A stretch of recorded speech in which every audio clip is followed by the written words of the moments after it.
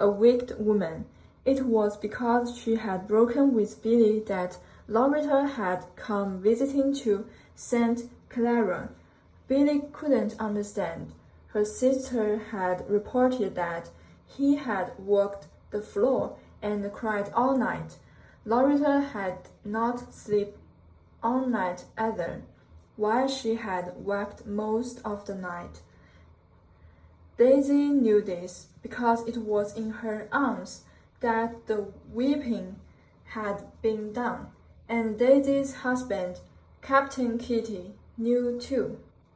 The tears of Loretta and the comforting by Daisy had lost him some sleep. Now Captain Kidd did not like to lose sleep.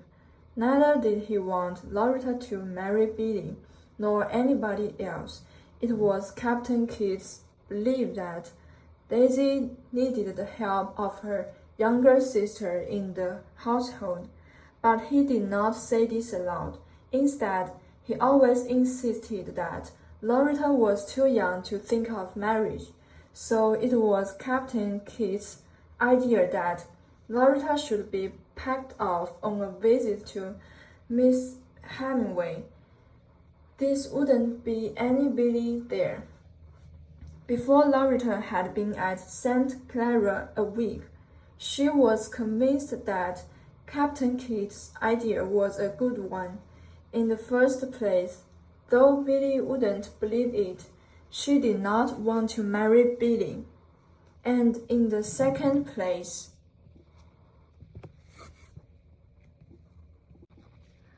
though Captain Kidd wouldn't believe it, she did not want to leave Daisy. By the time Loretta had been at St. Clara 2 weeks, she was absolutely certain that she did not want to marry Billy, but she was not so sure about not wanting to leave Daisy. Not that she loved Daisy less, but that she had doubts. The day of Loretta's arrival, a nebulous plan began shaping itself in Mrs. Hemingway's brain. The second day, she remarked to Jack Hemingway, her husband, that Loretta was so innocent a young thing that were it not for her sweet guilelessness, she would be positive stupid. In proof of which, Mrs. Hemingway told her husband several things that made him chuckle. By the third day, Mrs. Hemingway's plan had taken recognizable form. Then it was that she composed a letter. On the envelope she wrote, Mr. Edward Bashford, Athenian Club, San Francisco. Dear Ned, the letter began. She had once been violently loved by him for 3 weeks in her pre-marital days, but she had convened herself to a Jack Hemingway, who had prior claims, and her heart as well. And Ned Bashford had philosophically not broken his heart over it. He merely added the experience to a large fund of similarly collected data out of which he manufactured philosophy. Artistically and temperamentally, he was a Greek, a tired Greek. He was fond of quoting from Nietzsche, in token that he too had passed through the long sickness that follows upon the ardent search for truth, that he too had emerged too expansive, too shrewd, too profound, ever again to be afflicted by the madness of youths in their love of truth, to worship appearance.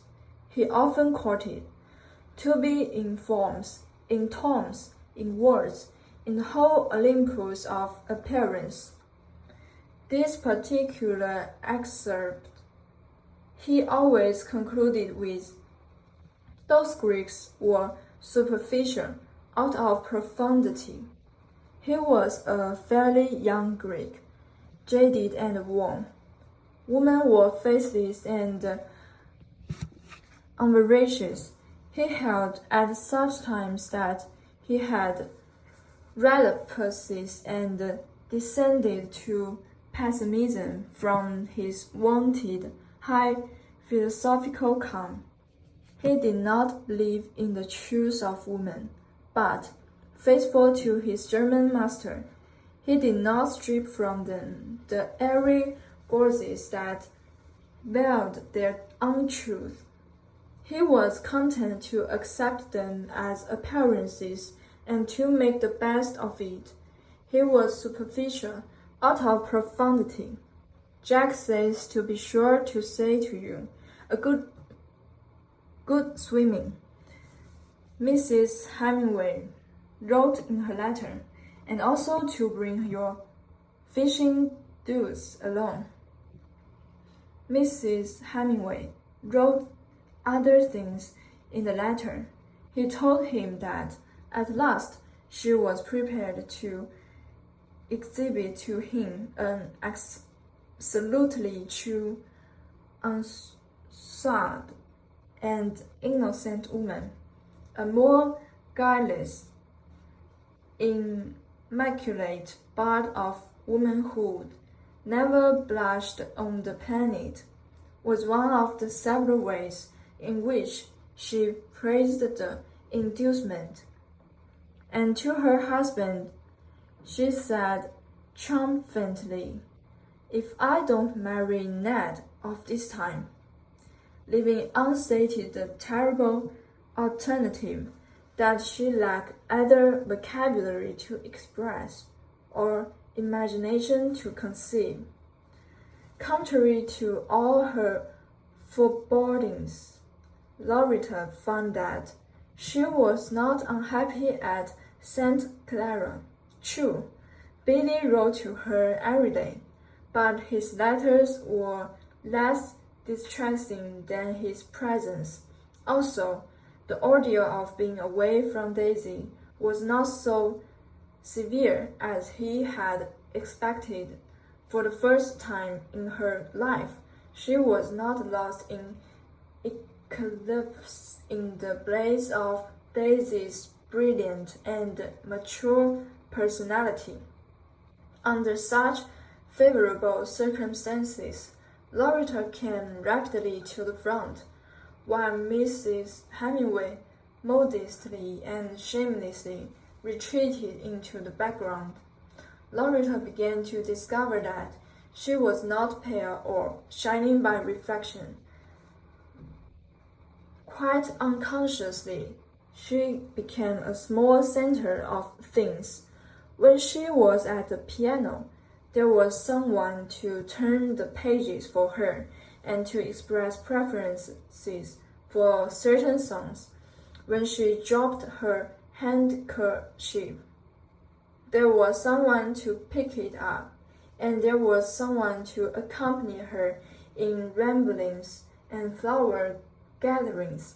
Also, she learned to cast flies in still pools and below savage riffles, and how not to entangle silk lines and gust leading with the strawberry.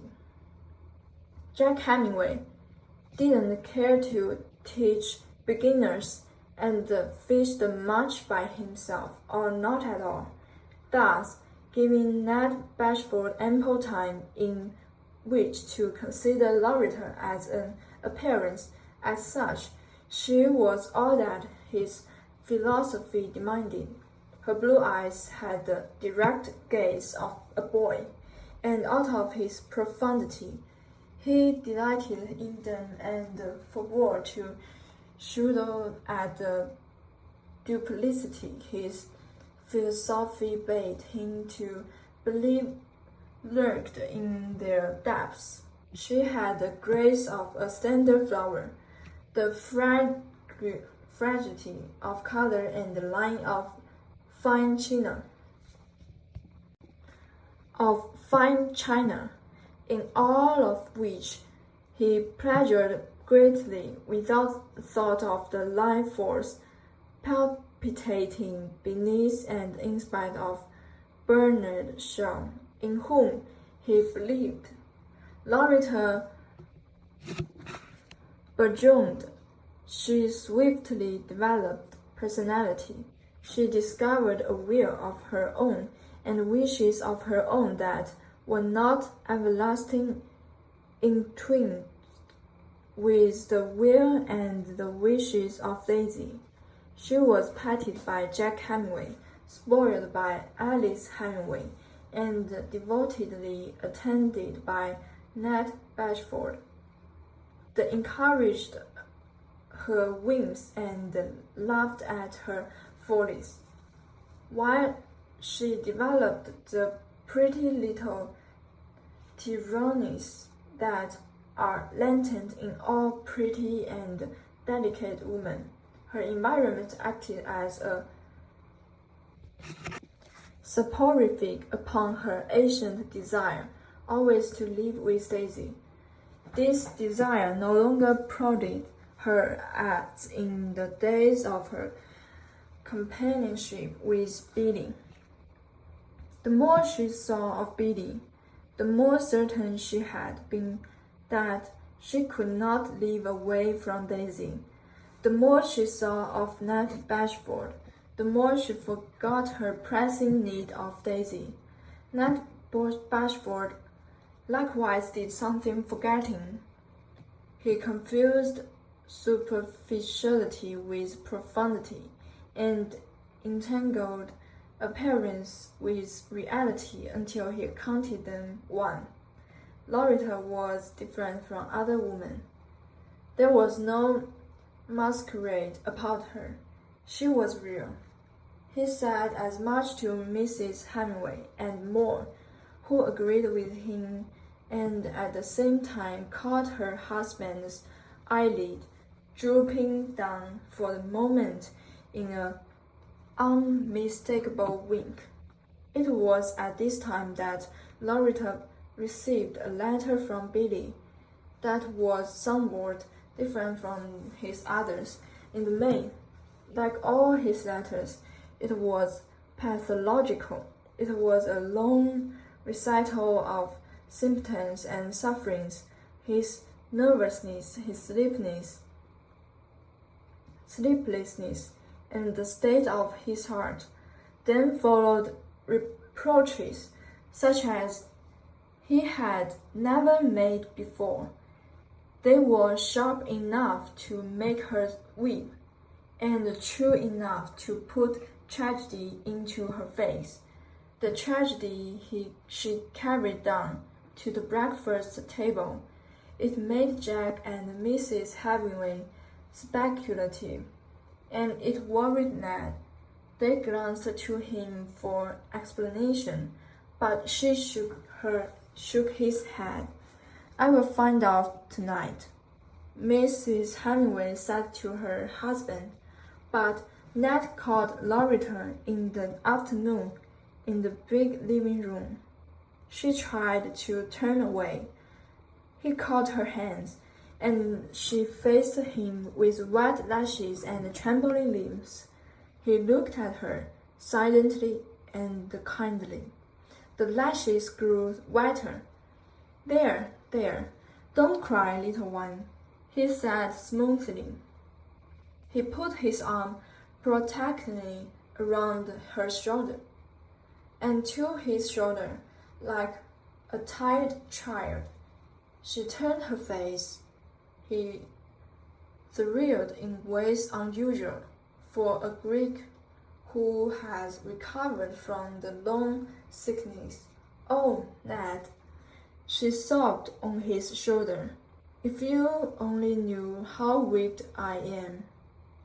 He smiled indulgently, and breathed in a great breath, freighted with the fragrance of her hair. He thought of his world experience of woman, and drew another long breath. There seemed to emanate from her perfect sweetness of a child. The aura of a white soul was the way he phrased it to himself. Then he noticed that her sobs were increasing. "What's the matter, little one?" he asked patently and almost paternally. "Has Jack been bullying you? Or has your dearly beloved sister failed to write?" She did not answer, and he felt that he really must kiss her hair, that he could not be responsible if the situation continued much longer. "Tell me," he said gently, "and we will see what I can do." "I can't. You will despise me." "Oh, Ned, I'm so ashamed." He laughed incredulously and lightly touched her hair with his lips, so tightly that she did not know. "Dear little one, let us forget all about this. Whatever it is, I want to tell you how I love." She uttered a sharp cry that was all delight, and then moaned, "Too late." "Too late?" he echoed in surprise. "Oh, why did I? Why did I?" She was mourning. He was aware of a shift chill at his heart. "What?" he asked. "Oh, Billy. I'm such a wicked woman, Ned. I know you will never speak to me again. This Billy," he began hauntingly. "He is your brother?" "No, I don't know. I was so young. I could not help it. Oh, I shall go mad. I shall go mad." It was then that Loretta felt his shoulder and the encircling arm become limp. He drew away from her gently, and gently he deposited her in a big chair, where she buried her face and sobbed afresh. He twisted his mustache fiercely, then drew up another chair and sat down. I do not understand," he said. I'm so unhappy." She wailed. "Why unhappy?" "Because he wants me to marry him."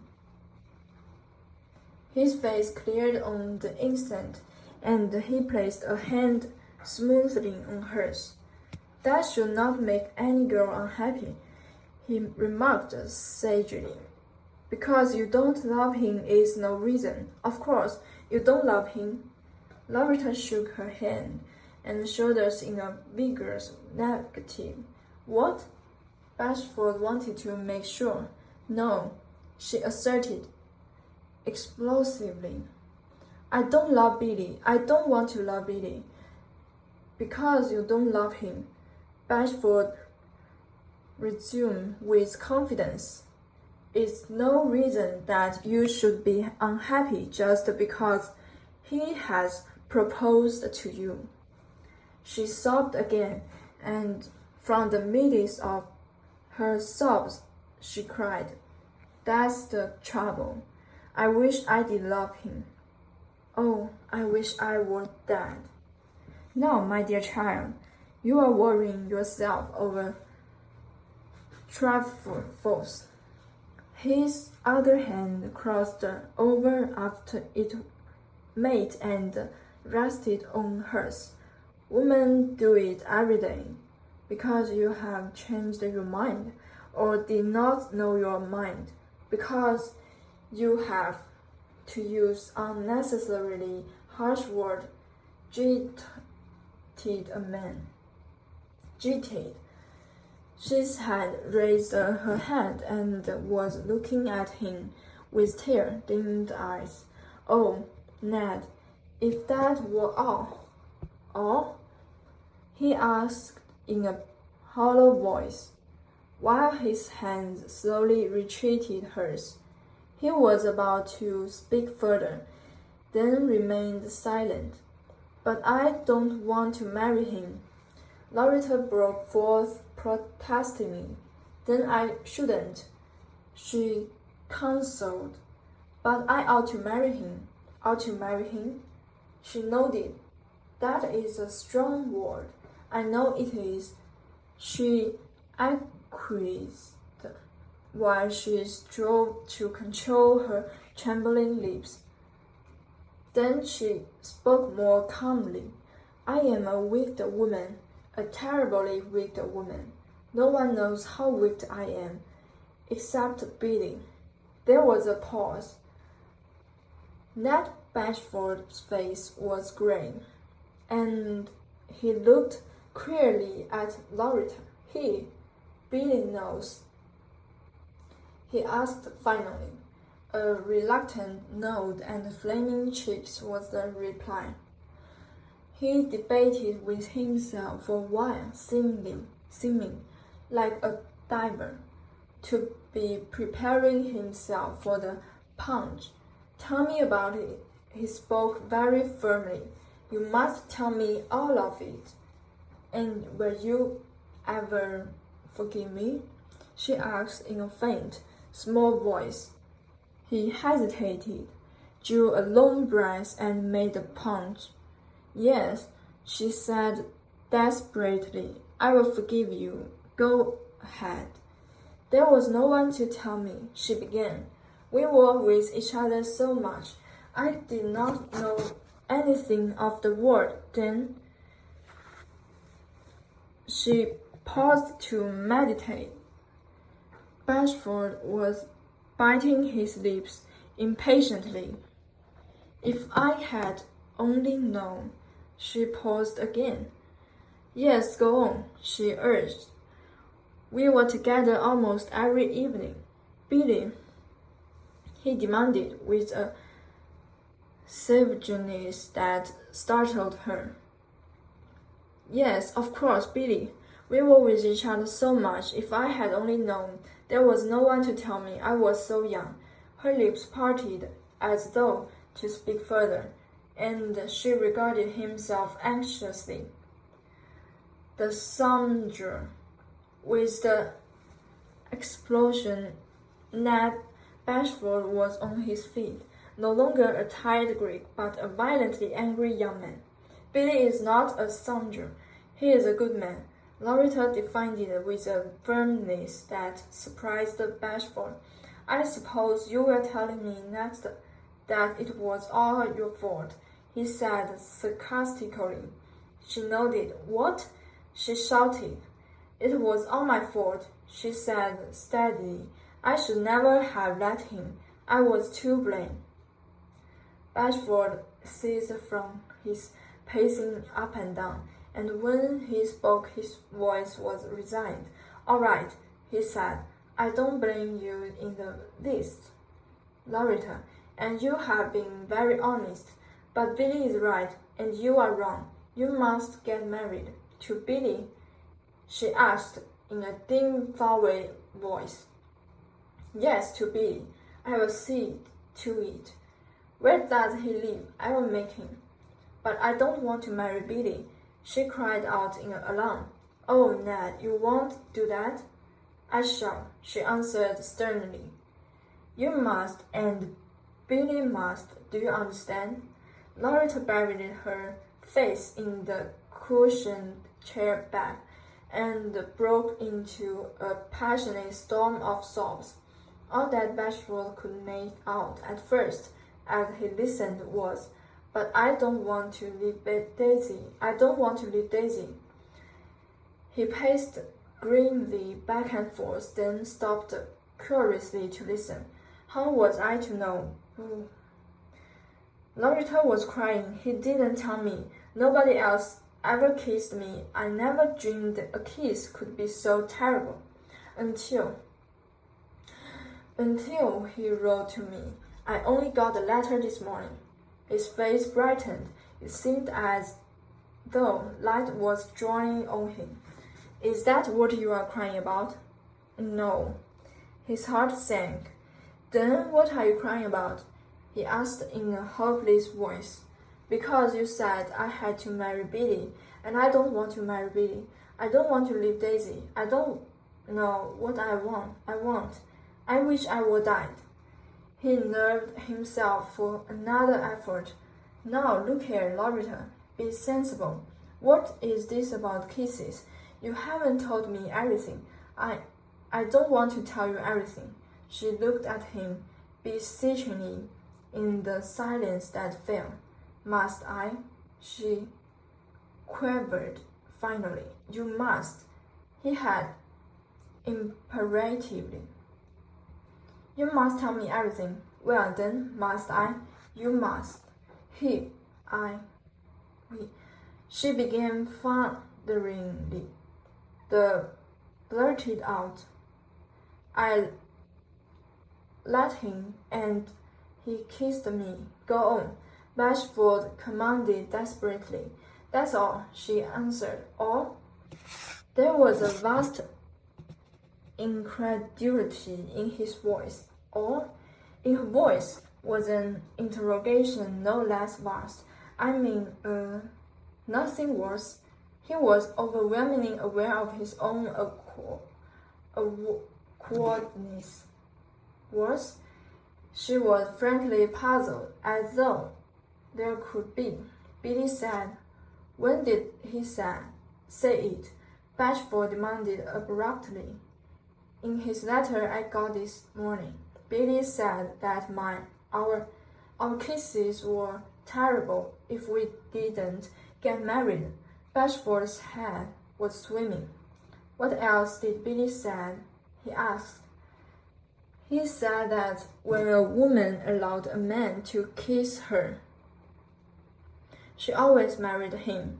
That was terrible. If she didn't, it was the custom, he said, and I say it is bad with the custom, and I don't like it.